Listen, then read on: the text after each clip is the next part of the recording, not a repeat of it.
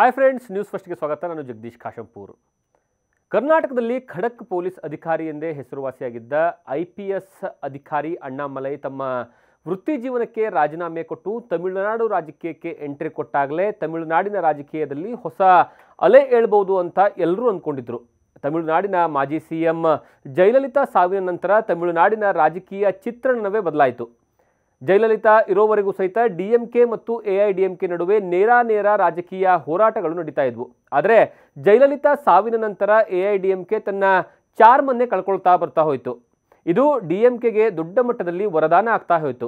ಇದಾದ ನಂತರ AIDMK ಅನಿವಾರ್ಯವಾಗಿ BJP ಜೊತೆಗೆ ಮೈತ್ರಿ ಮಾಡಿಕೊಂಡು DMK ವಿರುದ್ಧ ಹೋರಾಟ ಮಾಡಲು ಶುರು ಮಾಡುತ್ತೆ. ಜಯಲಲಿತಾ ಸಾವಿಗೀಡಾದ ನಂತರ BJP ತನ್ನ ಪಕ್ಷ ಸಂಘಟನೆಗೆ ಹೆಚ್ಚು ಒತ್ತನ್ನು ನೀಡುವುದಕ್ಕೆ ಮುಂದಾಗುತ್ತೆ. ಆಗ BJP ಹೈಕಮಾಂಡ್ ನಾಯಕರ ಕಣ್ಣಿಗೆ ಬಿದ್ದಿದ್ದೇ ಕರ್ನಾಟಕದ ಆಗಿನ ಖಡಕ್ IPS ಅಧಿಕಾರಿ ಅಣ್ಣಾಮಲೈ. ಅಣ್ಣಾಮಲೈ ತನ್ನ ಕಾರ್ಯವೈಖರಿಯಿಂದಲೇ ಕರ್ನಾಟಕದಲ್ಲಿ ದೊಡ್ಡ ಮಟ್ಟದಲ್ಲಿ ಹೆಸರುವಾಸಿಯಾಗಿದ್ದರು. ಇದರ ಲಾಭವನ್ನು BJP ಪಡೆಯಲು ಮುಂದಾಗುತ್ತೆ. ಅಣ್ಣಾಮಲೈರನ್ನ ತಮಿಳುನಾಡಿನ ರಾಜ್ಯಾಧ್ಯಕ್ಷರಾಗಿ ನೇಮಕವನ್ನು ಮಾಡಿಬಿಡುತ್ತೆ. ಅಣ್ಣಾಮಲೈ BJP ರಾಜ್ಯಾಧ್ಯಕ್ಷರಾಗಿ ನೇಮಕವಾಗ್ತಿದ್ದಂತೆ ತನ್ನ ಹೋರಾಟವನ್ನು ಮುಂದುವರಿಸ್ತಾರೆ. ಎಲ್ಲಿ ನೋಡಿದರೂ ಸಹಿತ ಅವರ ಬೆನ್ನಿಗೆ ಒಂದು ದೊಡ್ಡ ಮಟ್ಟದಲ್ಲಿ ಯುವ ಪಡೆಯೇ ಜೈಕಾರ ಹಾಕಲು ತಾಮುಂದು ನಾಮುಂದು ಅಂತ ಬರೋದಕ್ಕೆ ಶುರು ಮಾಡ್ತಾರೆ. ಇನ್ನು ಸೋಷಿಯಲ್ ಮೀಡಿಯಾದಲ್ಲಂತೂ ಅಣ್ಣಾಮಲೈ ಹವಾ ದೊಡ್ಡ ಮಟ್ಟದಲ್ಲಿ ಧೂಳೆಬ್ಬಿಸ್ಬಿಡುತ್ತೆ. ಇದರಿಂದ ತಮಿಳುನಾಡಿನಲ್ಲಿ BJP ಪಕ್ಷಕ್ಕೆ ಒಂದು ರೀತಿಯಲ್ಲಿ ಹೊಸ ಭರವಸೆ ಆಗಿನಿಂದಲೇ ಸೃಷ್ಟಿಯಾಗ್ತಾ ಹೋಗುತ್ತೆ. ಯಾವಾಗ ಅಣ್ಣಾಮಲೈ ತಮಿಳುನಾಡು BJPಯ ರಾಜ್ಯಾಧ್ಯಕ್ಷರಾದರೋ ಆಗ ತಮಿಳುನಾಡಿನ BJP ತಳಮಟ್ಟದಲ್ಲಿ ಕೆಲಸ ಮಾಡೋದಕ್ಕೆ ಶುರು ಮಾಡುತ್ತೆ. ಪಕ್ಷ ಸಂಘಟಿಸುವಂತಹ ಕೆಲಸವನ್ನು ಸಹಿತ ಮಾಡುತ್ತೆ. ಅದರಂತೆ ತಮಿಳುನಾಡಿನಲ್ಲಿ BJP ತಳಮಟ್ಟದಲ್ಲಿ ಸಂಘಟನೆ ಹೆಚ್ಚಿಗೆ ಮಾಡೋದ್ರಿಂದ ಅಲ್ಲಿ BJP ದೊಡ್ಡ ಮಟ್ಟದಲ್ಲಿ ಪಕ್ಷ ಸಂಘಟನೆ ಮಾಡೋದಕ್ಕೆ ಶುರು ಮಾಡುತ್ತೆ. ಆದರೆ ನಿರೀಕ್ಷೆ ಮಟ್ಟದಲ್ಲಿ ಮತಗಳಾಗಿ ಅವು BJPಗೆ ಲಾಭವನ್ನು ತಂದುಕೊಡೋದಿಲ್ಲ.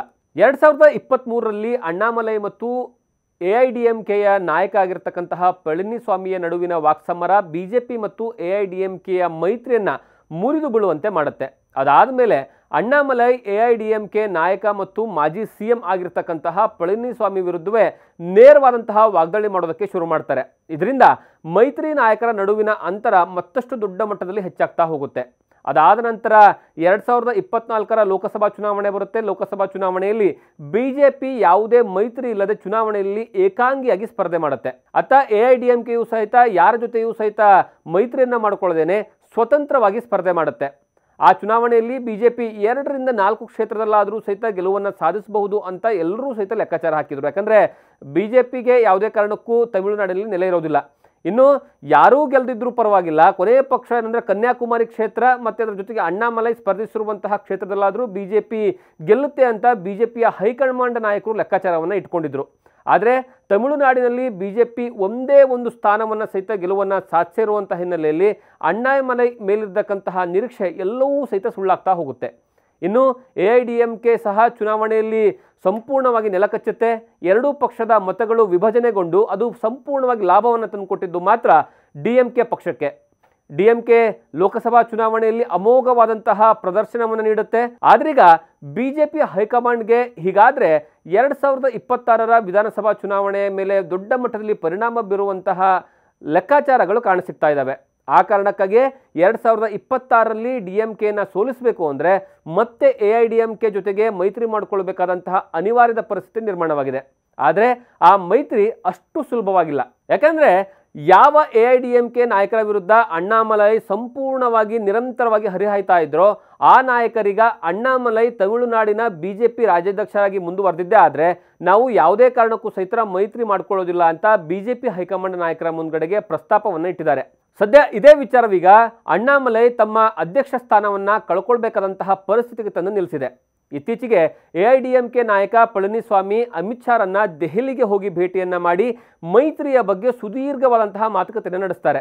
ಈ ಸಂದರ್ಭದಲ್ಲಿ ಪಳನಿಸ್ವಾಮಿ ಅಮಿತ್ ಶಾ ಮುಂದ್ಗಡೆ ಮೈತ್ರಿ ಮಾಡಿಕೊಳ್ಳಲು ಒಂದು ಕಂಡೀಷನನ್ನು ಇಟ್ಟಿದ್ದಾರಂತೆ. ಆ ಕಂಡೀಷನ್ ಏನಂದರೆ BJP ರಾಜ್ಯಾಧ್ಯಕ್ಷ ಅಂದರೆ ತಮಿಳುನಾಡಿನ BJP ರಾಜ್ಯಾಧ್ಯಕ್ಷ ಆಗಿರುವಂತಹ ಅಣ್ಣಾಮಲೈರನ್ನ ಆ ಸ್ಥಾನದಿಂದ ಕೆಳಗಿಳಿಸಿ ಹೊಸ ಅಧ್ಯಕ್ಷರನ್ನ ನೇಮಕ ಮಾಡಬೇಕು. 2023ರಲ್ಲಿ AIDMK ಮತ್ತು BJP ನಡುವಿನ ಮೈತ್ರಿ ಮೀಳೋದಕ್ಕೆ ಮೂಲವಾದಂತಹ ಕಾರಣ ಆಗಿರುವಂಥದ್ದೇ ಈ ಅಣ್ಣಾಮಲೈ ಅನ್ನೋದು ಈ AIDMK ಪಕ್ಷದ ಅಸಮಾಧಾನಕ್ಕೆ ಮೂಲವಾದಂತಹ ಕಾರಣ ಆಗಿರುವಂಥದ್ದು. ಅದರ ಜೊತೆಗೆ ಜಾತಿ ಸಮೀಕರಣಗಳಿಂದನೂ ಸಹಿತ ಈ ಅಣ್ಣಾಮಲೈ ರಾಜೀನಾಮೆ ತುಂಬ ಅನಿವಾರ್ಯ ಆಗಿದೆ ಅಂತ ಈಗಾಗಲೇ ನಾಯಕರು ಹೈಕಮಾಂಡ್ ಮುಂದ್ಗಡೆ ಮನವರಿಕೆ ಮಾಡುವಂತಹ ಕೆಲಸವನ್ನ ಮಾಡಿದ್ದಾರೆ. ಇನ್ನು ಎಐಡಿಎಂಕೆ ನಾಯಕ ಪಳನಿಸ್ವಾಮಿ ಮತ್ತು ಅಣ್ಣಾಮಲೈ ಇಬ್ಬರೂ ಸಹಿತ ತಮಿಳುನಾಡಿನಲ್ಲಿ ಹಿಂದುಳಿದ ಸಮುದಾಯದ ಗೌಂಡರ್ ಸಮುದಾಯಕ್ಕೆ ಸೇರಿದವರಾಗಿದ್ದಾರೆ. ಬೇರೆ ಸಮುದಾಯದವರು ರಾಜ್ಯಾಧ್ಯಕ್ಷರಾಗಿದ್ದೇ ಆದರೆ ಬಿಜೆಪಿಯಲ್ಲಿ ಅದು ರಾಜಕೀಯವಾಗಿ ನಮಗೆ ಸಹಕಾರಿ ಆಗುತ್ತೆ ಅನ್ನುವಂತಹ ಚರ್ಚೆಯೂ ಸಹಿತ ನಡೀತಾ ಇದೆ. ಈ ವಿಚಾರಕ್ಕೆ ಒಪ್ಪಿದ ಮೇಲಷ್ಟೇ ನಾವು ನಿಮ್ಮ ಜೊತೆಗೆ ಮೈತ್ರಿ ಮಾಡ್ಕೊಳ್ತೀವಿ ಅಂತ ಈಗಾಗಲೇ ಎಐಡಿಎಂಕೆ ನಾಯಕರು ಹೇಳಿದ್ದಾರೆ. ಈ ನಾಯಕರ ಸಭೆಯ ನಂತರ ಅಮಿತ್ ಶಾ ಅಣ್ಣಾಮಲೈರನ್ನ ದೆಹಲಿಗೆ ಕರೆಸ್ಕೊಂಡು ನೀವು ರಾಜ್ಯಾಧ್ಯಕ್ಷ ಸ್ಥಾನದಿಂದ ಕೆಳಗಿಳಿಬೇಕು ಅಂತ ಮೌಖಿಕವಾಗಿ ಈಗಾಗಲೇ ತಿಳಿಸಿದಾರಂತೆ. ಅದಕ್ಕೆ ಅಣ್ಣಾಮಲೈ ಸಹ ಒಪ್ಪಿಗೆಯನ್ನು ಸೂಚಿಸಿದ್ದಾರೆ. ಹಾಗಾದರೆ ಅಣ್ಣಾಮಲೈ ಮುಂದಿನ ರಾಜಕೀಯ ಭವಿಷ್ಯ ಏನು ಎಂಬ ಪ್ರಶ್ನೆ ಎಲ್ಲ ಮಟ್ಟದಲ್ಲೂ ಸಹಿತ ದೊಡ್ಡ ಮಟ್ಟದಲ್ಲಿ ಚರ್ಚೆ ಆಗ್ತಾ ಇದೆ. ಇದಕ್ಕೆ ಹೈಕಮಾಂಡ್ ಸಹಿತ ಅಣ್ಣಾಮಲೈಗೆ ಭರವಸೆ ನೀಡಿದ್ದಾರೆ. ಅಣ್ಣಾಮಲೈರನ್ನ ರಾಜ್ಯ ರಾಜಕೀಯದಿಂದ ರಾಷ್ಟ್ರ ರಾಜಕೀಯದಕ್ಕೆ ಕರೆತರೋ ಲೆಕ್ಕಾಚಾರಗಳು ಈಗಾಗಲೇ ಬಿಜೆಪಿ ಹೈಕಮಾಂಡ್ ಮಾಡ್ತಾ ಇದೆ. ಇದರ ಜೊತೆಗೆ ರಾಜ್ಯಗಳ ಉಸ್ತುವಾರಿಯಾಗಿಯೂ ಸಹಿತ ಅಣ್ಣಾಮಲೈರನ್ನ ನೇಮಿಸುವಂತಹ ಸಾಧ್ಯತೆಗಳಿದ್ದಾವೆ.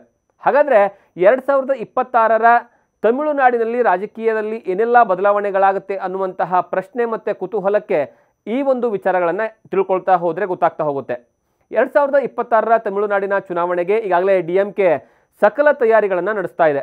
ಮತ್ತೊಂದು ಕಡೆಗೆ ಮತ್ತೊಂದು ಬಾರಿ ಭಾರಿ ಅಂತರದಿಂದ ಅಧಿಕಾರಕ್ಕೆ ಮತ್ತೆ ಬರಬೇಕು ಅನ್ನುವಂತಹ ಲೆಕ್ಕಾಚಾರದಲ್ಲಿ ಈಗಾಗಲೇ ಡಿಎಂಕೆ ಪ್ಲಾನನ್ನು ಮಾಡಿಕೊಂಡಿದೆ.